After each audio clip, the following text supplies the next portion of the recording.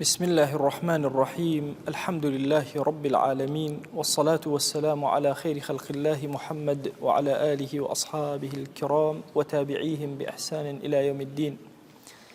برزان وخشويستانم لديدقاي ابن تيمية وقواعد تكفير باسكين. قاعدة كم من باس كرد تكفير حكمك شرعية كافر كردني خلق حكمك شرعية حقي خوايا جل جلاله إلا بدليل ثابت أبي بآراء اجتهادات خلق ثابت نابه. خالي دوهم يعني قاعدة دوهم كأشين خزمتي ياساي دوهم أفرمي المجتهد المخطئ لا يكفر. كسي اجتهادك وهلكا كافر ناكري. كسي اجتهادك هلكا كافر ناكري. إما الاجتهادات برزان دو جور اجتهادات من اجتهاداتك عملي من هي أو خير أبو أمته. اجتهاداتي عملي خير أبو أمته. اجتهادك من هي اجتهادي اعتقادية. لاجتهادي اعتقادية إشكالات دروسة بي. أم اجتهاداتك لفقه إسلامية هي بو قوري وفرية هرهم خير فضيلة زندويتي أمته أجين. علماء كأمهم كتبان نسيوهم مسائلنا اختلافاتنا بريوانا توقسيانتها كردوا هر مذهب أدلة خوي هنا وتوشوار مذهبي وكو ابن تيمية فرمي خوا إباي كرد لنا أون بستو أون دم مذهبا يعني لهندي الروايات السياسة أون دم مذهبها بوا دواتر خوا جل جلاله شوار يعني بثابت هيشتوا أفرمي لبروي حق لنا وأم شوارا أم اختلافك لبين مذاهب وأمانة هي أمام اختلاف خيره اختلاف لاعتقادا آية وأكال لإيما طبعا هرشت النصي لسرب الاعتقاد شيء اختلاف النية برام هندي مسائل هيك اجتهادية اختلافية آية أجر كسي اجتهادي كل مسألة هيك وهلا شي كرد كز أتواني بالله كفري كردوا كز ناتواني بالله كفري كردوا يعني كز ناتواني بالله كافر بو يا كز ناتواني كافر يبكى أفرمي من شأن أهل البدع أنهم يبتدعون أقوالا يجعلونها واجبة في الدين. أفرمي أهل بدع ين كومالك شت خوان دائهنا وواجبي أكن لدينا بل يجعلونها من الإيمان أي كان بشك لإيمان الله أو بشك لإيمان أبي خلق إيمان بينه بوشته. أفرمي أما صفة أهل سننية بنمونا مثلا نمونا بين مبويا مسألة واضح بين معتزلة آية قرآن كلام إخوايا مخلوق هاتن فكريك إخواني أن دار رجاء بسوي قرآن كلام إخواني مخلوق إن جا خلشان في امتحانك هاتن فلان كذا دي بله قرآن مخلوقة يا كلام إخواني بيوت يا كلام إخواني أنكش يا دار كاريانا كرد بيان كافر بو وأهل السنة اشتوانية كسي اجتهادي كرد بينما تسير كان أم اجتهاد غلطة كلا يعني كلام إخوة بكيت خلق إخوة دروس كراوي إخوة أما زور خطر لا مسألة اعتقاده كشيء كزني لأهل السنة مثلا معتزلة بالله بيان بالله كافر خوارج أصحابيان بكافر زاني يعني بير كانوا إمام عثمانيان بكافر زاني إمام عليان بكافر زاني أهل السنة تكفيرين أكرد كافرين أزاني بو باب اجتهاد بابي كي زور قوري خوا مجالي عقلي بو إنسان كان زور كردوته بو يا رحمة يخالى ابن تيمية بأفرمي أما هي أهل السنة النية أو بريتيال أو قاعدان لا خوارج ولا معتزلة ولا رافضة الشيعة أو أمانة هي لا أهل السنة اشتوانية بلكو أو كسيك والتأويل أكا المتأول الذي قصده متابعة الرسول صلى الله عليه وآله وسلم أو كسيك قصدكي تأويلي كردو بلام قصدي ضلي أيوة شون بيغمبري خوابك صلى الله عليه وسلم هلا شي كردو هلا شي كردو لا يكفر تكفير ناكري بل ولا يفسق أصلا ناشتو أن تفسيق بكري خلق بيبلي فاسقة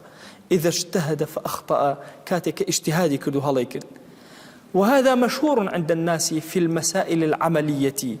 لمسائل عملية هم اختلاف فقهيان دروز وأنواع مسائل زور طبيعية. أما مسائل الاعتقاد أما الاعتقاد فكثير من الناس كفر المخطئين فيها زور كاتون تكفيري أو كسانا كهاليتي أكن. وهذا القول لا يعرف عن أحد من أئمة المسلمين أو الدقيق سي ابن تيمية لمنهاج السنة النبوية أفرمي لا يكس لأهل السنة وأئمة مسلمان اشتوانية كسيق لعقيدة اجتهادي كرد وغلطي كرد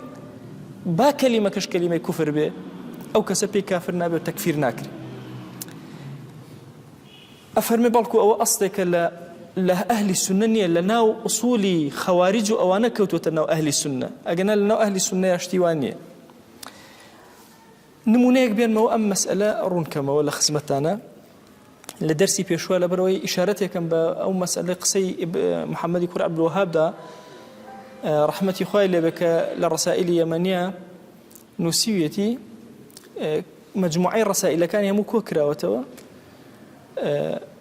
ليش الرسالة كان تهمتي أوي كأم خلقي كتوسلي كده بكافرين زين الرد أكاتوا على بالكو أو مسألة لمسألة فقهية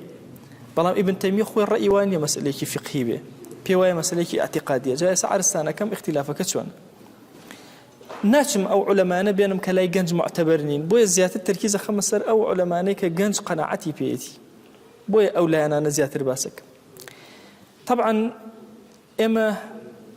آياتي كي زور كانت بحالة باسك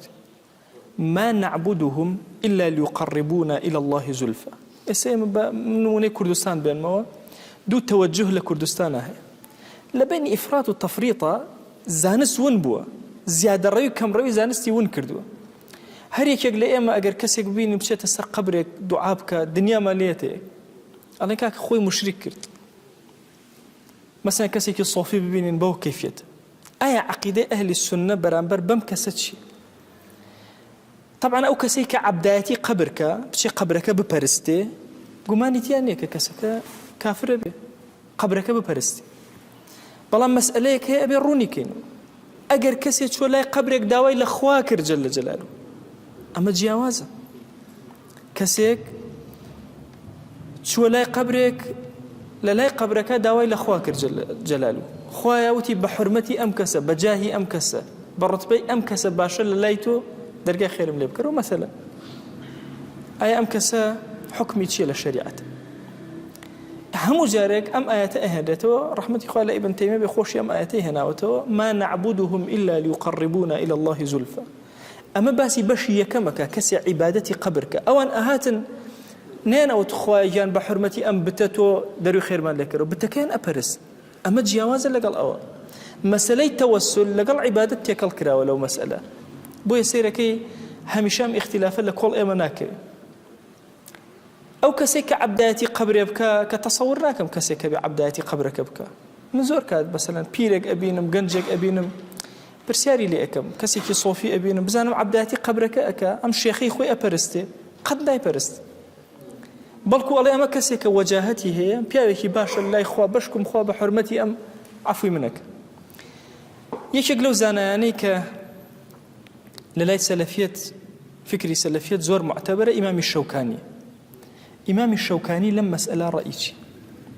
حزا كم دقيقي إمام الشوكاني نقل كم ديار زور أو مسألة بدريجي باسكا بختكي لأخيرة وفرمي وحاصل الأمر أن من علمنا بطرق صحيحة منزلته عند ربه أجر كسي الزاني من منزلي زور قوري الله إخوة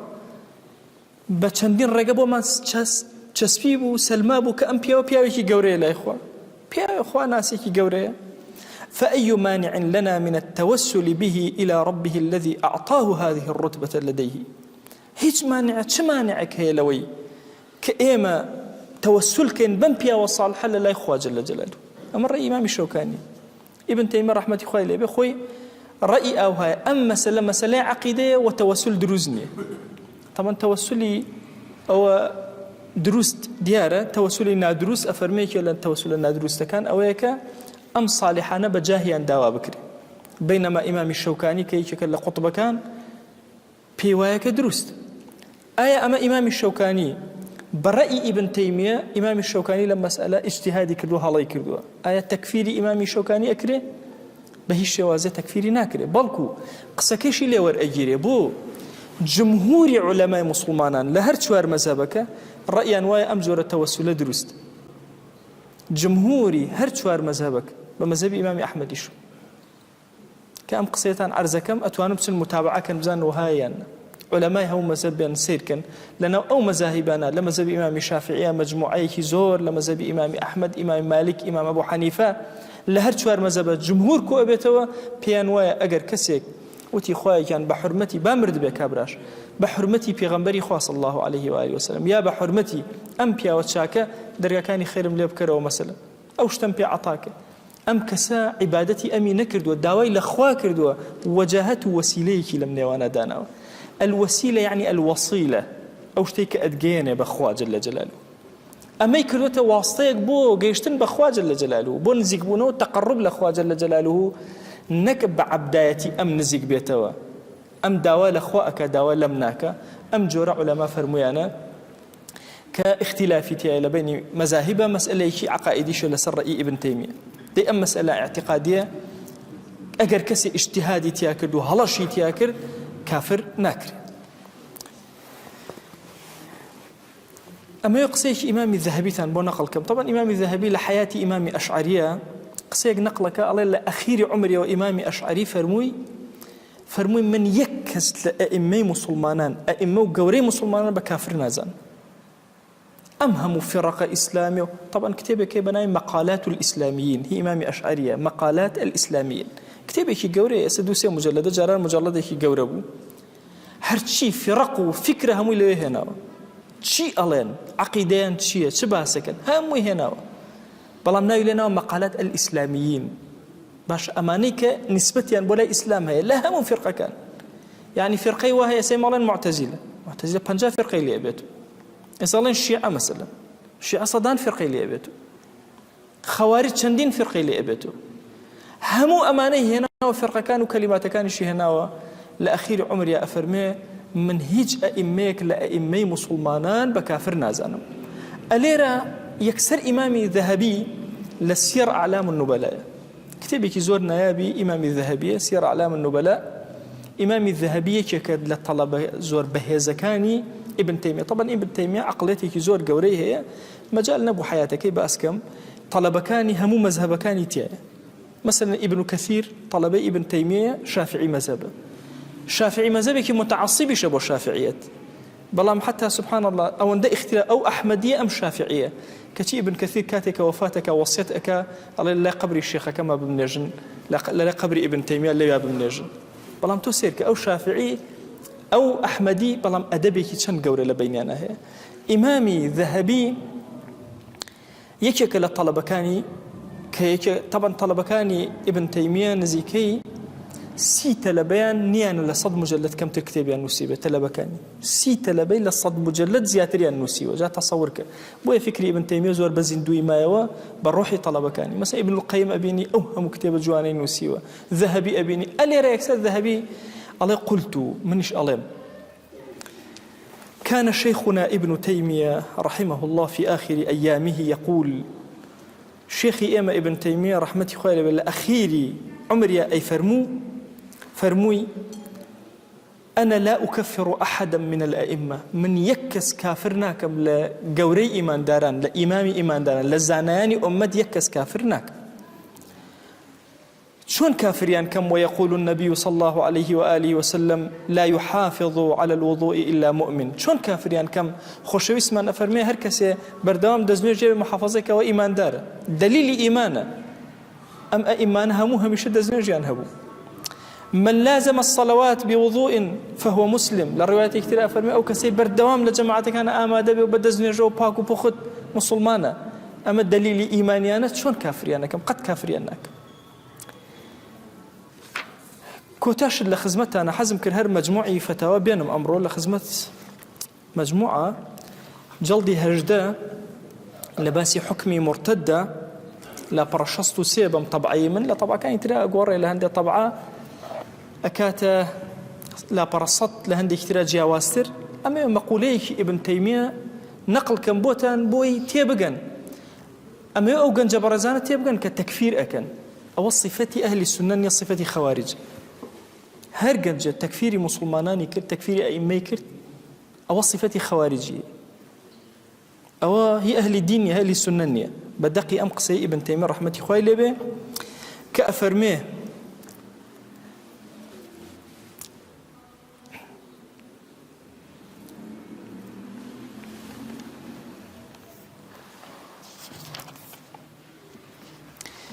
أفرمي طبعا هو بالتفصيل باسي وأكا بيشترك أئمة مسلمان تكفير ناكرين وكافر ناكرين. أفرمي فإن تسليط الجهال على تكفير علماء المسلمين من أعظم المنكرات، وإنما هذا من أصل الخوارج والروافض الذين يكفرون أئمة المسلمين. أفرمي زمان دريجي كردني يان تسليط كردني جاهل كان وهانداني جاهل كان بو كافر كردني زانياني أمة أميكك لإيش الزور خراب ومنكر كان، بلكو أما أصلك لأصل خوارج، أصلك لأصل الرافضة الشيعة. أما الرأي خوارج الشيعة كبربن زاناني أمة كافريان بكن لما يعتقدون أنهم أخطأوا فيه من الدين. أوان بيان وايا أمانة هلين لنا دينا كردوا كافر بون بويا تكفير أكرن. وقد اتفق أهل السنة والجماعة على أن علماء المسلمين لا يجوز تكفيرهم بمجرد الخطأ المحض، بمجرد أوي هلاي كان كردوا لاجتهاداتي كان للرأي كان لفكري كان كافر ناكرين. أما اتفاقي تيا لبين أهل السنة والجماعة أوي لما لا بد لأهل السنة والجماعة لا يدوت شو تناو فرقه شو تناو خوارج شو تناو شيعة والروافض لبر أو خوش بيستانم أم بابتا أم أصلا بويا بكتابك وباسكر لخزمتانا بو أوي جنجو الشباب زاني أما ديدي ابن تيمية يا رحمتي خويلي يكيك الزانازور منصفة كان ابن تيمية. طبعا ابن تيمية لنيوان دوكسا ظلمي لكراو لنيوان سلفيكي تكفيري نزان صوفيكي نخوانوار هردو كان ظلمي يعني لكرت. أقرنا أمبيا وأقر بحقيقة بخوان لته وهم أصول كان أهل السنة هنت وأم أصلش كهناويتي درجايكي زور قوري خير بو إما أكاته تا جنجو لاو تيبقى لخو قصي باسي كفر نكا تكفير نكا شو كتكفيره بعلمه وأكره خو بعلم ناكره بوي إما بيسمان بويك بقرينا وسر أم أصولي أمبيا وقورانا وبزانين شون لبابي طلاقة كسيك جور أدناك لخو بلا أو طلاقة كوتوينا خو كسيك طلاقي خواردوه والله كزنا يرى بلا كوتوينا أبي زانايك بي هل سنغاني وكاب زاني كوتوينا والله كسيكيش أقر لمسلمانان كفر هاو بزمانيا خلق نابي لخوي بلا كافر أبي زاناي أبي بزاني شون تشيه بو تشيه أي لتش أحكامك جي أبيتو شون لطلاقك بهمان شوازة بهمان شوازة ما سكركر لشيتك قصة كزور معقول جوان الله ما وصاني آيني فقه شريعتي أنهم بدسوا كافروا بيدين دنك ليه سندن مسألة النكاح وطلاق وميراثي أن بدسوا معه النكاح أكن مسألة طلاق لقل مسألة ميراث إذا مسألة ميراث بيت بيشوا كس قصي لناك على تقاب سو بلا ما وصايا باش محليك كس جر أدناك أخوي لبا طلاقي شروة نكاحي شروة الله تنها الله من الملاني أكريك أمس يعني شيء اللي ور بقريت هيك يوم بدسوا لنا مني تصور كمسائل كاني تريش كأسا بدس خلقه هر أبي لدى الزانا ينابي زمنك أبو أم أمة لبنوي زانا بردوتي بريوه أو اختلافه هو اختلاف لبني زانا أنا هبوه زور طبيعي. تصور كان جاري مخطوطيكم هنا أبو معصم العزيزي بريز لدجي معصم الصالحي قور النسيوتي